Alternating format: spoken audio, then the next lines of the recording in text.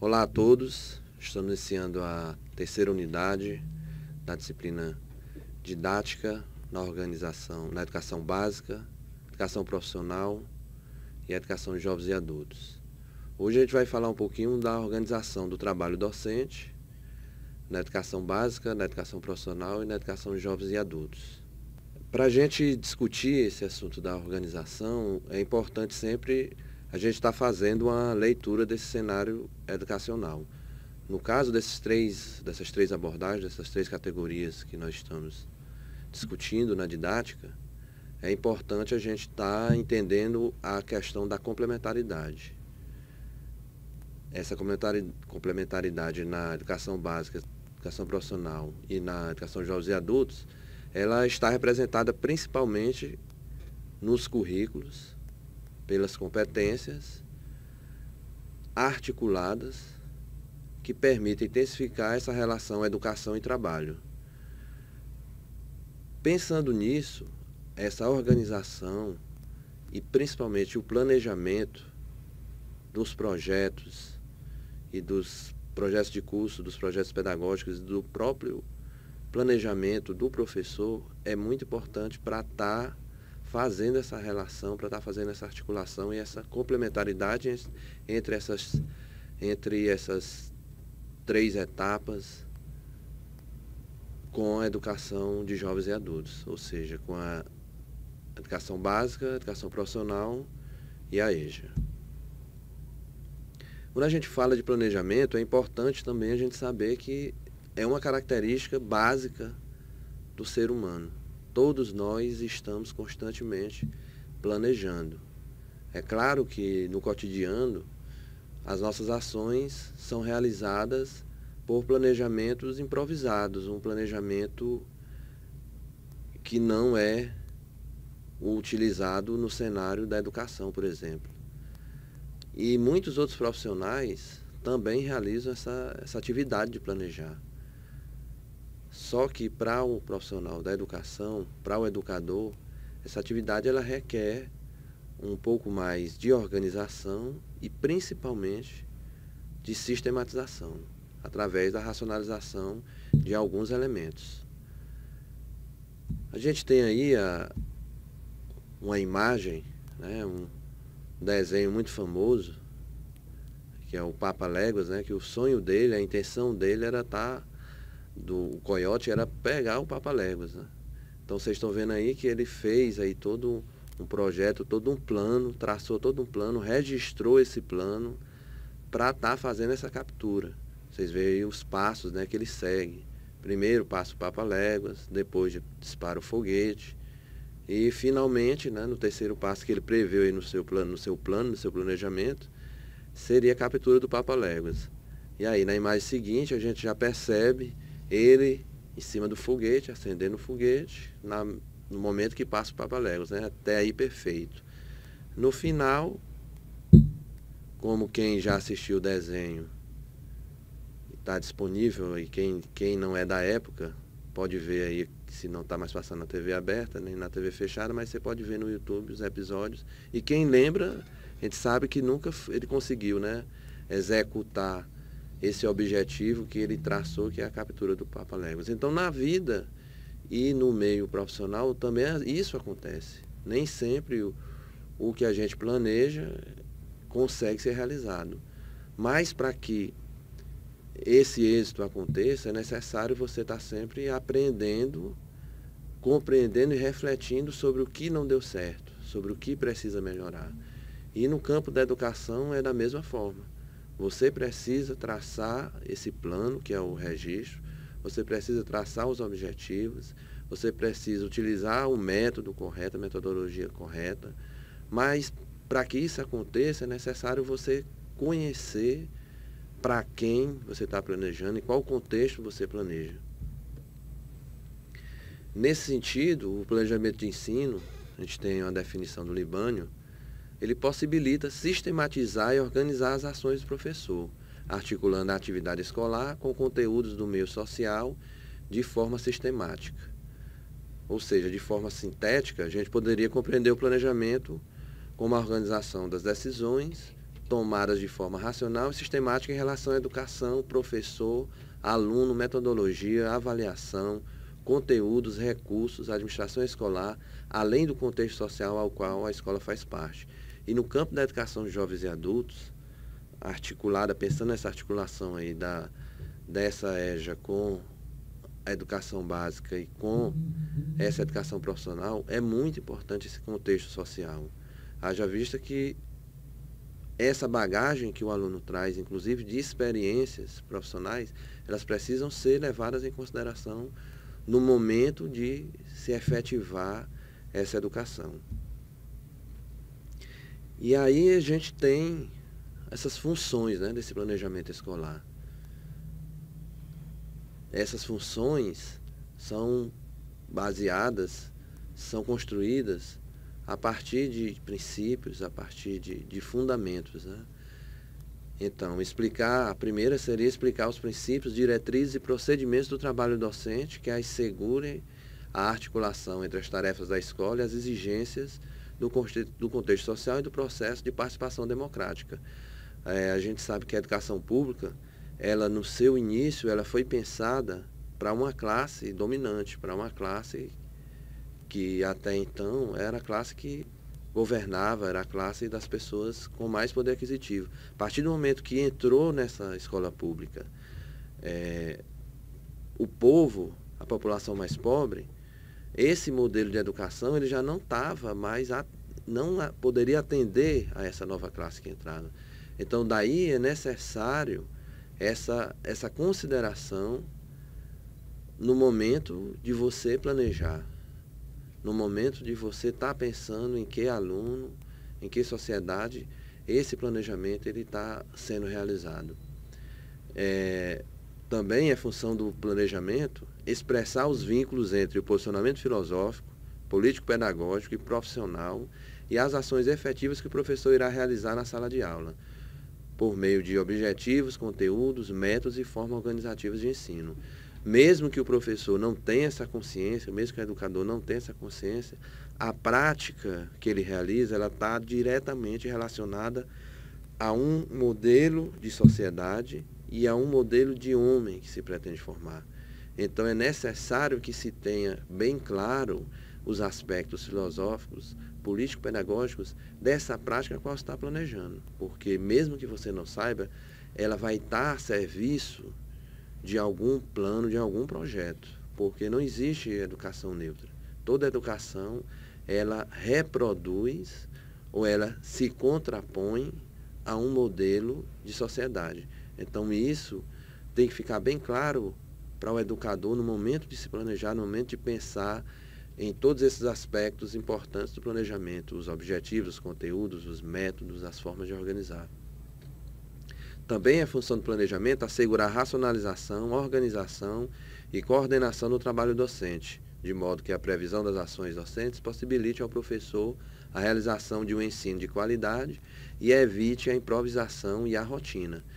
Essa forma de racionalizar, de organizar, de maneira nenhuma ela pode ser entendida como uma camisa de força, como algo estático, mas sim que ela vá dar esse caráter de organização e contra principalmente a improvisação. Não pode acontecer no ato de educar, no ato de ensinar, uma prática centralizada no improviso.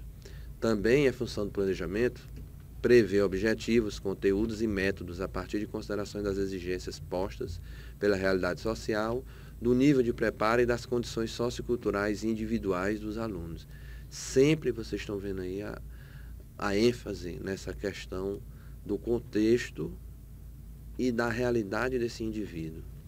Também é função do planejamento assegurar a unidade e coerência do trabalho docente, uma vez que torna possível interrelacionar num plano os elementos que compõem o processo de ensino, qual seja os objetivos, o para que ensinar, os conteúdos, o que ensinar, os alunos e suas possibilidades, a quem ensinar, os métodos e técnicas, como ensinar e a avaliação, que intimamente está relacionado aos demais. Então, tem que haver essa coerência entre essas etapas do ato de planejar.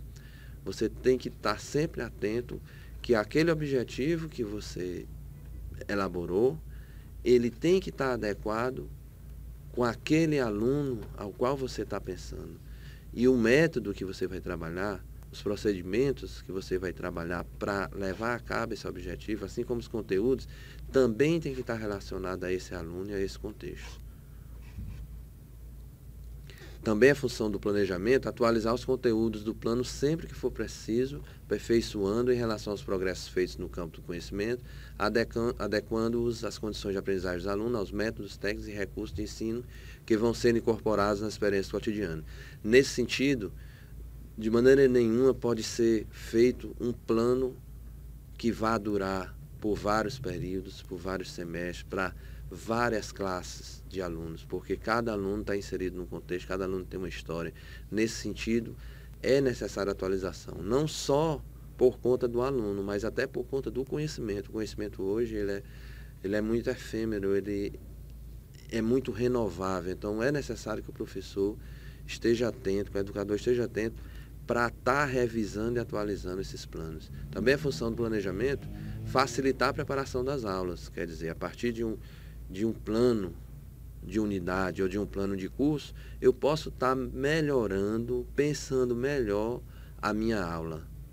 A minha aula, o meu conjunto de aulas que vai se convergir, que vai ser o meu plano de ensino, ou o meu plano de unidade, ou o meu plano bimestral, conforme seja a organização do sistema.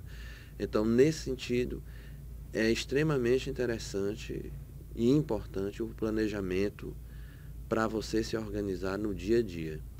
E para que os planos sejam efetivamente instrumentos da ação, eles devem ser como um guia de orientação. Eles devem apresentar ordem sequencial, objetividade, coerência e flexibilidade. E quais são esses requisitos para um planejamento que realmente esteja a serviço de uma escola democrática? Esteja a serviço de jovens e adultos, de um público que historicamente esteve afastado da educação regular por inúmeras situações, por inúmeros motivos. Ele não pôde frequentar essa escola no período que seria normalmente na nossa organização do ensino adequado. Então, como pensar esse planejamento? Quais são os requisitos? O primeiro, os objetivos e tarefas da escola democrática, os fins do processo educativo, eles devem estar como mote, como aspecto central desse planejamento. E nesse sentido, é tarefa do planejamento o desenvolvimento cultural do povo por meio do preparo das crianças, dos jovens e adultos para a vida e para o trabalho. Principalmente nessa educação básica articulada com a educação profissional, a educação de jovens e adultos, é extremamente importante essa articulação, essa complementaridade que nós já vimos no início da nossa apresentação discutido com vocês. E essa complementaridade, muitas vezes, ela pode acontecer, por exemplo, no caso de um curso FIC, com o ensino fundamental sendo ofertado em uma escola pública do município e a parte técnica sendo ofertada por uma instituição que ministra, que temos profissionais preparados para ministrar o ensino técnico. Mas não se pode perder de vista, na preparação desse projeto, desse plano pedagógico da escola, do curso e do planejamento do próprio professor, essa ideia de complementaridade e essa ideia que esse planejamento ele deve ter um fim nesse processo educativo, que é o desenvolvimento cultural dessas pessoas que estão chegando, que fazem parte agora dessa modalidade de ensino, e não só na EJA, mas pensando na educação de forma geral. O planejamento de uma escola pública, de uma escola democrática, ele tem que estar a esse serviço. Um outro requisito são as exigências dos planos e programas oficiais, conhecimentos básicos comuns que o aluno deve ter acesso. A partir desses conhecimentos, preparar os planos de nível escolar. É interessante, é importante que não seja suprimido. Que se já existe uma base comum de ensino, é necessário que a partir dessa base exista sim uma adequação, uma preparação considerando quem é esse aluno, de qual contexto ele vem, qual sociedade ele está inserido. Mas é importante que não haja uma supressão. até porque se existe um conteúdo mínimo, um conteúdo básico, o aluno tem que ter acesso. Caso contrário, a gente, ao invés de estar incluindo, nós estamos promovendo uma exclusão social. Condições prévias para a aprendizagem. Também é importante, no ato de planejar, saber em que pé estão esses alunos, que conhecimento eles trazem, o que é que eles precisam aprofundar, o que é que eles precisam melhorar. Então, nesse sentido, uma avaliação diagnóstica, um olhar sensível do professor é extremamente importante. Um outro requisito importante para o planejamento são princípios e condições de transmissão e assimilação ativa. É papel do professor a transmissão do conhecimento, é papel da escola transmitir o conhecimento sistematizado, mas ele tem que ser transmitido com assimilação ativa por conta do aluno. Então, daí a necessidade de se estar planejando e pensando em metodologias que favoreçam esse processo de assimilação ativa. Ou seja, o aluno não tem que ser apenas um elemento passivo na sala de aula, ouvindo o professor, recebendo informações, no modelo de educação bancária que foi muito bem criticado e trabalhado por Paulo Freire. Então, é necessário articular os conhecimentos sistematizados com as condições concretas de vida e de trabalho dos alunos, suas necessidades, interesses e lutas, para que assim esse conteúdo escolar, ele possa ter sentido na vida desse aluno, ele possa ser assimilado de maneira ativa. E aí, em nível de escola, a gente sabe que existem outros tipos de plano e de planejamento, mas em nível de escola a gente teria o plano da escola, ou o projeto pedagógico da escola, ou o projeto político-pedagógico da escola, depende muito do tipo de organização dessa escola, o plano de ensino, ou plano de unidade, ou plano de curso, e o plano de aula, que é essa unidade menor do planejamento. O plano da escola, também conhecido como projeto político-pedagógico, ele é um documento mais global, que reflete orientações gerais, que sintetiza a ligação com o sistema de ensino e com os planos de ensino, né? O plano de ensino, ou plano de unidade ou plano de curso, é a previsão dos objetivos e tarefas do trabalho docente para o ano ou semestre. Ele é um documento mais elaborado, dividido por unidades sequenciais, no qual aparece objetivo específico, conteúdo, desenvolvimento metodológico, e ele tem uma relação direta com esse projeto pedagógico, com esse plano da escola. Tem que ter essa ligação quando for elaborar esse plano de ensino, ou plano de curso, ou plano de unidade. E, por fim, o plano de aula, que é a previsão do desenvolvimento do conteúdo para uma aula ou conjunto de aulas, e tem um caráter específico. Dentro da estrutura do plano de aula, que segue basicamente a mesma estrutura de um plano de ensino, esses elementos que a gente vai estar trabalhando aqui são elementos que vão estar presentes também no plano de ensino, no plano de unidade. Eu vou trabalhar com vocês aqui um exemplo no plano de aula, porque ele é a maneira mais prática de se estar trabalhando essa ação de planejamento de uma atividade pedagógica direcionada para esse público, educação de jovens e adultos, pensando na educação básica articulada à educação profissional. A gente tem um tema central, que seria o tema que você vai desenvolver a aula, poderia ser saúde, poderia ser meio ambiente. Os objetivos, eles seriam objetivos específicos, pensados aí naquilo que o aluno deveria atingir. A gente teria os conteúdos, que tem que ter relação direta com os objetivos, e partem lá do tema central. A metodologia, que são os procedimentos, os caminhos que você vai utilizar para a consecução desses objetivos. Os recursos materiais que você vai utilizar na sua aula. A avaliação, que tem que ter essa conexão, como a gente já havia destacado. E, por fim, as referências. Aí, trabalhando um pouquinho de cada, o tema central, como é algo mais geral, a gente vai começar aqui pelos objetivos. No caso do objetivo geral, ele está direcionado mais para um plano de ensino, um plano de curso. Eu trouxe aí para você ter uma ideia que ele se relaciona a planos de longo e médio prazo, no caso, um plano semestral, anual ou bimestral, no caso, um plano de unidade, e eles representam propósitos mais amplos acerca do papel da escola e do ensino diante das exigências postas pela realidade social e diante do desenvolvimento da personalidade dos alunos. Eles definem as grandes linhas, as perspectivas da prática educativa da sociedade brasileira, que serão depois convertidas em objetivos específicos, no caso, nos planos de aula, né? A gente tem aí agora os objetivos específicos, que a correspondência dele é com prazos mais curtos, né? No caso, uma aula, 2 aulas, fazem referência a ações concretas a realizar. E sua redação deve ser feita no infinitivo. Escrever, identificar, relacionar, descrever. Então, esse verbo é sempre colocado no infinitivo. Sua redação determina exigências e resultados esperados da atividade dos alunos, referentes a conhecimentos, atitudes, habilidades e convicções cuja aquisição é desenvolvida. Ocorre no processo de transmissão, assimilação e construção do conhecimento das disciplinas em estudo. A gente vai trabalhar na atividade agora dessa unidade, vai trabalhar mais especificamente na prática essa configuração desse plano.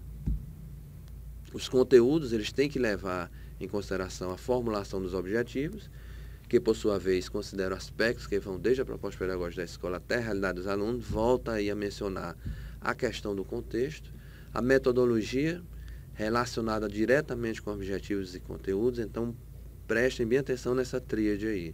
Objetivos, conteúdo e metodologia. Deve haver uma relação, assim como as outras etapas, mas de maneira bem presente, bem clara entre essas 3 categorias na elaboração do plano.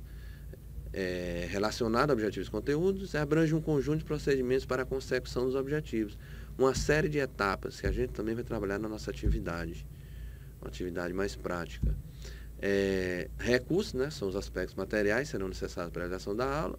A avaliação tem que estar relacionada com o objetivo que você elencou e também coerente com os outros aspectos do plano.